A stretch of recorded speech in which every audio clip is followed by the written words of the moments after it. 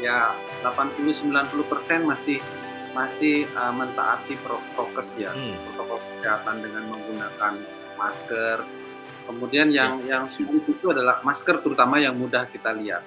Tapi yang sulit adalah kebiasaan cuci tangan atau membawa Ya. hand sanitizer itu yang juga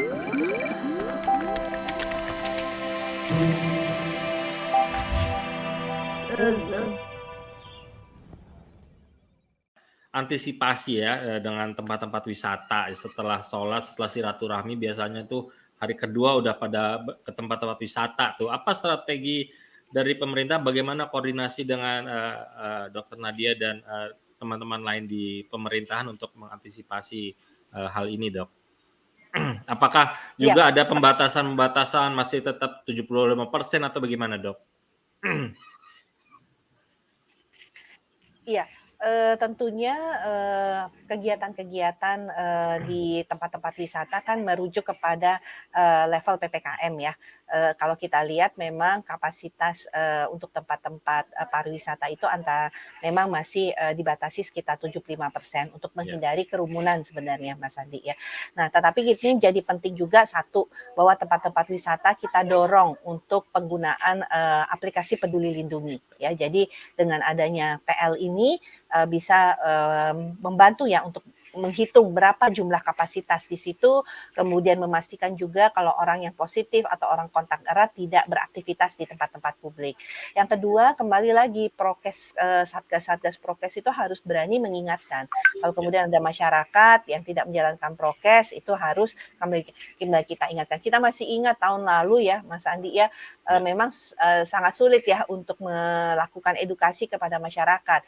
Kita masih ingat bagaimana kerumunan-kerumunan di tempat wisata tahun lalu yang padahal sebenarnya waktu itu kondisinya juga kita malah lebih berat ya dari situasi saat ini karena pada waktu itu pasca Delta terjadi peningkatan yang luar biasa pasca mudik dan Lebaran tahun kemarin ya walaupun sudah ada pembatasan-pembatasan. Jadi ini komunikasi yang kita harus ingatkan terus kepada masyarakat dan kepada pemerintah daerah bahwa pandemi belum selesai. Pada akhirnya kalau terjadi peningkatan kasus, beban ini juga akan ada pada pemerintah daerah.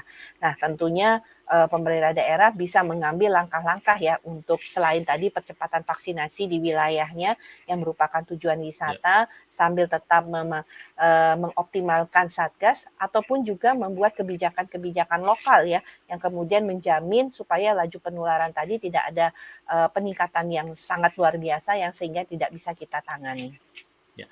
Kalau di Bali bagaimana pengamatan Dokter Suke ya tentang, penanganan, antisipasi, warga untuk, berliburan? Karena beberapa pengalaman kan tadi di awal Dokter Suke bilang, relatif tidak ada lonjakan ya walaupun tadi, di Jawa Bali memang ada sedikit, lonjakan ya. Tapi kayak kayak kemarin indikator yang, mungkin kita sebagian berprasangka nih ketika di Mandalika mungkin akan ada juga, tapi ternyata kan Dokter Suke bilang, relatif aman. Barangkali, eee, ada yang bisa disampaikan, yang mungkin bisa diadopsi gitu, cara penanganan wisata nih dari Bali oleh Dokter Suke, silakan, Dok. ya, saya setuju yang disampaikan Dokter Nadia tadi ya. Memang kan yang lebih dipentingkan kan prokes yang mesti dikuatkan dan rasanya ya kalau kami di Bali ya masih bersyukurlah kalau masyarakat uh, ya 80-90% masih masih mentaati prokes ya, Hmm, protokol kesehatan dengan menggunakan masker. Kemudian ya, ya, yang sulit itu adalah masker terutama yang mudah kita lihat.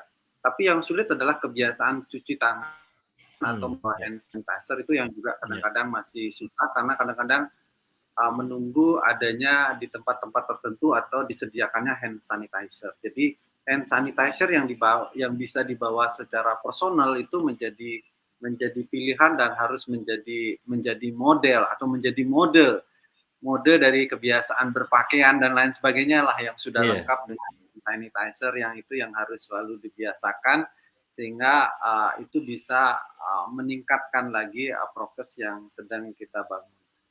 Uh, itu adalah cara cara primer yang paling penting, yang paling sederhana. Nanti physical distancing akan menyesuaikan sesuai dengan iya, tempat. Kalau di outdoor mungkin bisa lebih bebas. Kalau wisata di Bali lebih banyak alam dan outdoor-nya, itu jadi yang 2 tadi yang penting sebenarnya, masker sama cuci tangannya. Kemudian Iya. kalau di indoor ya sudah barang tentu kapasitas ruangan dan lamanya itu yang menjadi ketentuan yang sudah diatur, berapa orang yang bisa boleh masuk ke ruangan dengan tetap menggunakan masker dan cuci tangan. Nah, kalau yang di luar itu sudah lingkungannya ya tinggal vaksin saja yang harus digencarkan sampai ke boosternya kan secara internal tubuh mesti kebal sehingga sedikit kalau ada virus yang masuk ya masih bisa diatasi dengan baik. Kurang lebih itu Pak Andi kalau pengamatan saya sampai saat ini di rumah sakit masih ada kasus